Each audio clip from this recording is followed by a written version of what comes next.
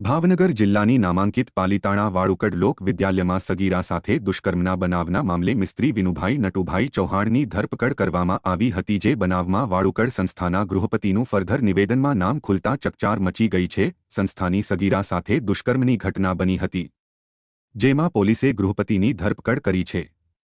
સંસ્થાનું સંચાલન કરતા ગૃહપતિ રાઘવ ધામેલિયા પર પાલીતાણા પોલીસે કાર્યવાહી કરીને જેલ હવાલે કર્યો છે। સમગ્ર બનાવમાં વાળુકડ લોક વિદ્યાલયમાં જ દુષ્કર્મની ઘટના બની હતી। વિદ્યાના મંદિરમાં આ પ્રમાણેની ઘટના સંસ્થા માટે કલંકિત બની ગઈ છે। પાલીતાણા રૂરલ પોલીસ સ્ટેશનમાં વાળુકડ લોક વિદ્યાલય સંસ્થામાં ધોરણ 10માં અભ્યાસ કરતી એક સગીરા ઉપર બળાત્કારની ફરિયાદ નવેમ્બર 2023માં નોંધવામાં આવેલી હતી। આ ફરિયાદમાં વિનુભાઈ મિસ્ત્રી નામના એક શખ્સની અટકાયત કરવામાં આવેલી હતી।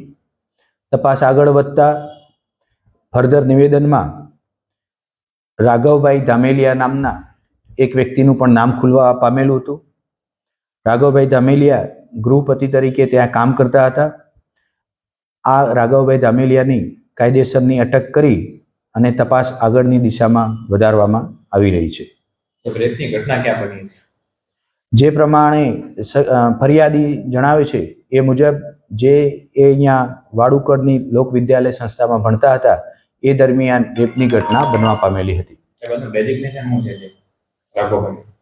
રાઘવભાઈ ધામેલિયા ગૃહપતિ તરીકે કામ કરે છે।